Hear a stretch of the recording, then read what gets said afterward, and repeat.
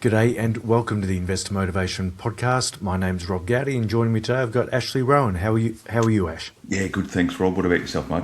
Very well. Another disappointing night for the Blues, but happy Collingwood supporter, Yeah. Ash? Oh, listen, we got up. Thankfully for Collingwood that your young fella missed that shot on goal after the siren, mate. Kept us in the game, but Yeah, yeah, pretty tough for the young bloke. No doubt he's going to be a good footballer. yeah, good. Good. Yeah, it would have been nice to perhaps have a draw, but yeah. Anyhow, that's football. Yeah, how's your week been? Been busy? What sort of appointments have you been having? What's been dominating your week? But listen, mate, to be honest with you, a bit of retirement planning throughout the year so far, but lots of aged care. So Yep. that's been where I've been giving the majority of advice so far this year, Rob. Yeah, really busy in that space, which is great, but it might be, an aging population coming through, more demand for the system. I haven't really seen a start like this, for over 10 years, mate. So there's a lot Right. of interest there. And Ash, despite the government's big push to try to keep people at home for as long as possible with all the home care packages, when it comes to actually finding a space for a loved one, are there beds available? What's the demand like at the moment? Oh, the demand's high, but all the clients and inquiries I've been dealing with, there's a bed available for that individual, Great. and it's not going to be for everyone. Of course, there's going to be, people who have to wait on a waiting list, depending on the facility, of course. But yeah, the people we're dealing with have been offered a place, and they're going through the processes of understanding their options and financial outcomes, and that's where we step in and give a bit of advice. Yes, yeah. And I suppose just on that availability of beds, I know here locally in a small town, quite often people are going to other small towns that can be up to an hour away from their home. Do you hear many comments around that? Because that's probably one local negativity, but that might be more so to our local area. What are you seeing down in Melbourne suburbs? Oh, yeah, just back on the local area around Horsham first, Rob. Yeah, I'm still dealing with clients in that area who have to go out of Horsham to find a bed. Right. So yeah, our close towns, it could be Warwicknabeal or Nannymark or Hopetown, places like that. So they are travelling, 50 to 100 kilometres just to secure that bed. Yeah. There's another Melbourne-based client at the minute whose parents are in Adelaide. So they've got an aged care bed in Adelaide, but the planning that we're doing for them involves, getting them across into Melbourne and understanding what that transition looks like. And in this particular case, the deposit for aged care is going to go from 550 up to 758, I do believe, in this case. So we're understanding the affordability and impacts to assets and estates and all that sort of thing, Rob. So Yeah. So beds are available, but you may need to be very flexible in your thinking. yeah, what we're seeing is if the bed's available, take it. And then if it's not your preferred facility, obviously we don't want to do too much mucking around where a loved one's coming in and out of facilities, but you may need to pick up the bed that's been offered and then reassess down the track. If there's something more convenient for that loved one to be closer to family and support or whatever. Client circumstances are always different per every individual we have a chat with. Yeah, and this is not the case study we're going to chat about, but it may be turning into so. But Ash, if you get offered a bed and you're saying, well, if you get offered one, grab it. Um, can you change partway through to a different facility that might be more convenient? Or Yeah, you can, Rob. If you pay a deposit as part of that entry into that initial facility, you're refunded that deposit back in your own personal bank accounts. There's generally only two ways you can get your hands back on the lump sum deposits for accommodation. That's by leaving or changing the facility, or it goes through to someone's estate. So you do get your money back. Just keep in mind these days there's a little bit of retention that an aged care facility will keep. For reference, it's calculated at 2% per year of the deposit that you've paid. So, yeah, that's generally the financial resource that you get back to afford your move to your next facility. right. And in reality, Ash, how often does that happen where people will change a facility for convenience? Have you had to deal with that where you're you're working at the front end from a financial point of view, and then you're having to change again and they're renegotiating fees again? Does that happen in reality? Yeah, it rarely happens, Rob. The hardest job that we see, we're looking at perhaps the sons and daughters making these stressful decisions on behalf of their mother or father, and this is Yeah. 99% of the times. And the process that they've got to go through, is emotional. It's financially confusing, and they don't want to go through that many times. So, as soon as they place a loved one in residential aged care, they generally don't want to go through that process all again. It's a big move for everyone. Yes. And that's why it's important we've got to get it right front end. But on occasion, like, there's some scenarios where a move is made, and we just need to work out the financial implications based on that. But what we're seeing, mate, because the majority of aged care facilities in Australia are government funded, they're governed by the same rules and regulations, and that goes towards how they calculate ongoing fees for aged care as well. So the financial changes tend to be not significantly different.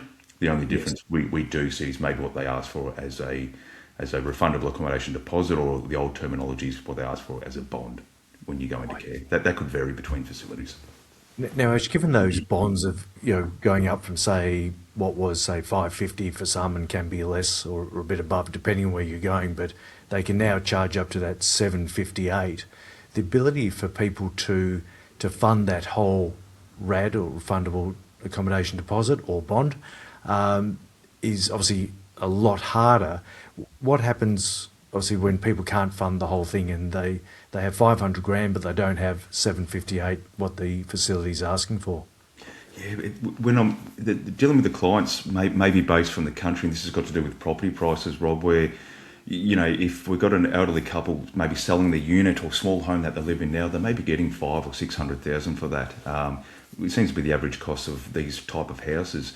They don't have the financial resources in most occasions to pay the full aged care deposit off. So we've got to do that modelling and creating those scenarios to work out, well, how do we fund it? How do we ensure we leave enough cash in the client's name to ensure there's liquidity and access to capital, but also how do we support and fund the ongoing costs for aged care?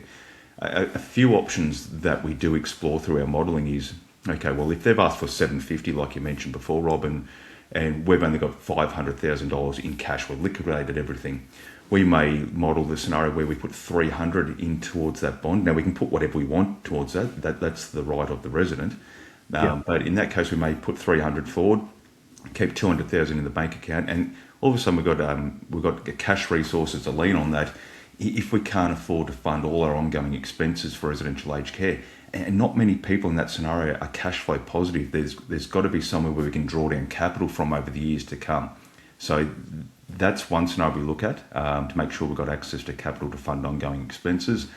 The other one may be, and I don't generally recommend this, Rob, because it has a compounding effect that increases costs over time. Essentially, for your accommodation costs, in that scenario where I've suggested we put $300,000 in as a deposit, there's still going to be an element of daily accommodation payment. It's the interest charged on your unpaid bond for aged care. You can essentially have that interest charge deducted from the lump sum that you've already paid. So there's less impact on your cash flow. Now, we're possibly leaning into the technical areas and we may be confusing people, but there are some mechanisms and opportunities that we look at that if we can't afford to pay our full deposits for aged care, there can be some solutions there. What I'm primarily trying to do for the clients and their families is really not only trying to afford aged care, but really protect the value of a client's assets and the value of an estate as well. Right, yeah. So you're making sure you're doing your best to optimise the cash flows, and that might be, well, we can't pay a whole bond, and in some scenarios this may not be a widow or widower, a single person going to care. You can be looking after that person going to care, but still trying to look after someone at home as well. That would be that's a real juggling act, no doubt. Yeah, this is the complexities of aged care planning, Rob, where, if husband and wife, and we do come across this frequently where perhaps the husband's gone into care first. The wife stays at home because, well, where else is she going to go? She needs to live at home and be comfortable. We can't sell the house in that case to come up with this $500,000 or $700,000 deposit for aged care. We've got to lean on our other financial resources. And we may not have that 500,000 or 700,000 sitting in cash or super or investments to liquidate and pay the aged care deposit. So, yeah, this one's tricky, but it's worth exploring as well whether the person going into care first can potentially go into care as what's considered a supported resident. And it's based on your financial assets. There's an assessment done front end to work out, okay, well, depending on your level of assets, do you get a bit of a discount from the government? And in a lot of Yes. cases, there are. The key number here, Rob, is if that individual goes into care and their share of the financial assets, not including the house, if you've got a spouse still living there, their share of the financial assets is under 200,000, then you're potentially considered a supported resident where you've got some discounts in the calculation of your fees. Right. Okay. Yeah. And that term supported resident is something that's been about for a long time, Ash, and that's where I suppose if the facility is saying, right, who's the most wealthy person here, and that's who we want to give the bed to, they are mandated to have a certain percentage of their residents are supported residents to make sure there's no discrimination based on wealth. Is that still the case, Ash? Yeah, it depends on the level of government funding that the facility are entitled to. If they maintain certain ratios of what I think are classified as standard residents, so full fee paying residents, and also supported residents, where you've got low means residents in care as well, they maintain their full government funding. Whereas if they're just taking care of more of the wealthy residents in the community, their government funding reduces. And at the end of the day, what we're seeing is aged care facilities aren't out there to make money. They barely make enough to keep the lights on. They rely on government funding. So it's within they're motivated to have supported residents as well as standard residents as well. Right. And a large majority of the, I suppose, aged care facilities that you've worked with and got good relationships with the people running it, these are often religious organisations, and yeah, they're definitely keen, to not go broke, so they can be there to provide the service. But many of these ones are not for profit centres, well, excluding retirement villages from that discussion. But pure aged care, Ash, they're generally, religious organisations, government hospitals, and so on. Yeah, correct, Rob.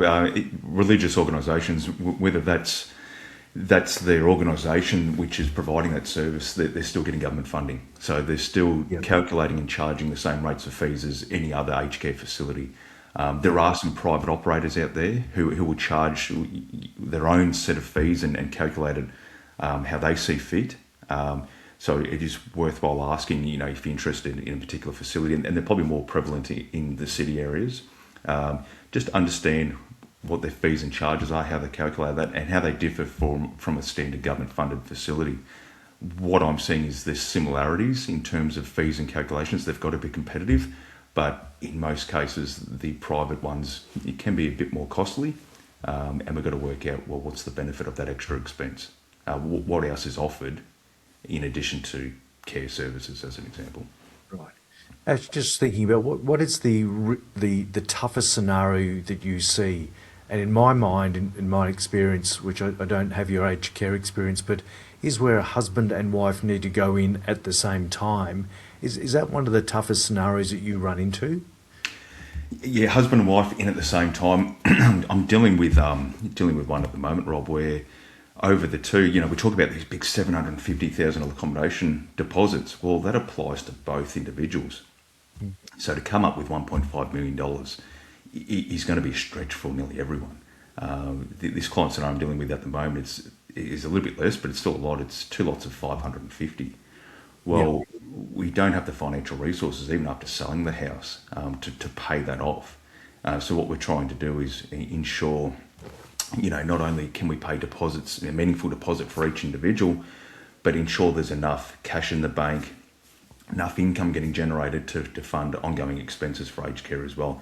I mean, we pay these big deposits for aged care, but don't forget that there's a basic daily care fee, each worth 24 grand a year, and there's 2 separate means tested fees, which can be significant per individual as well, and they're calculated based on their assets, of course.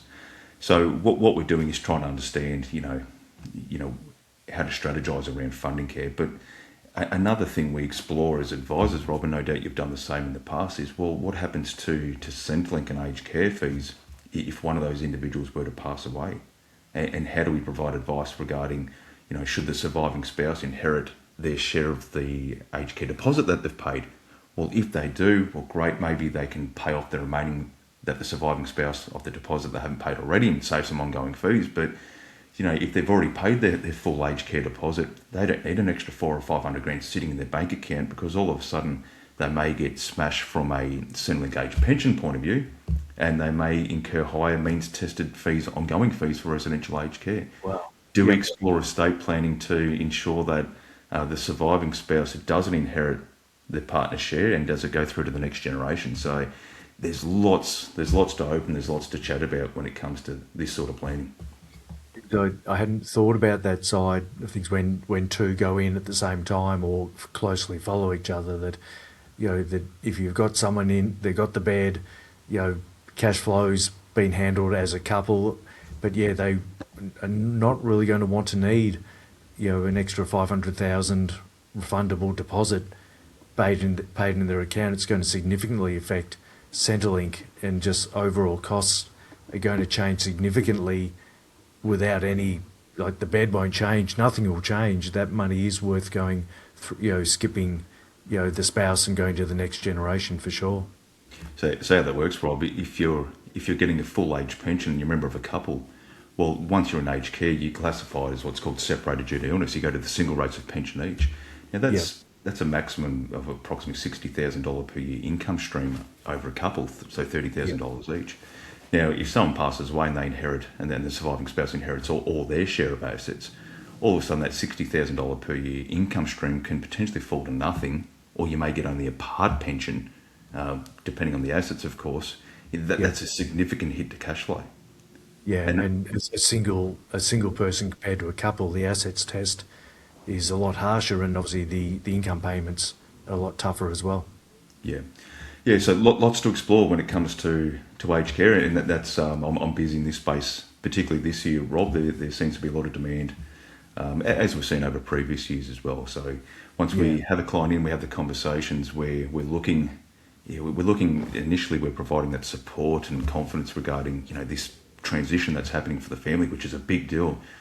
But when it comes to strategic planning and what's going through our mind as advisors is, okay, well, how do we fund short-term costs? How do we fund long-term costs? What are the estate outcomes? And you asked me what's the most difficult client situation. Well, it can also be when we're dealing with the powers of attorney who are going to be the eventual beneficiaries of everything, and really setting some expectations regarding, well, this is what aged care costs will be, and we need an asset pool to lean on over the coming years because our cash flow won't support all ongoing costs. So to give the beneficiaries an expectation of what their inheritance may look like after many years in aged care, we've got to set some expectations, and sometimes the numbers aren't what they expected. So they're the difficult client scenarios that I've dealt with in the past, Rob, and it's all about giving that education. Yep. Fantastic. Very good, Ash. Well, it wasn't our case study we were going to chat about, but I reckon that's enough for today's chat. Ash, people can find you on social medias. Obviously, there's a few fake accounts getting around for you as well. People can do the same for myself on TikTok, LinkedIn, Instagram, and so on. By all means, if anyone's got any questions for myself or Ash or any of the team here, please let us know, and we're happy to do a session chatting about the topic of your interest. Thank you for your time, Ash. Thanks, mate. Thanks everyone else for listening, and we will chat soon. Bye.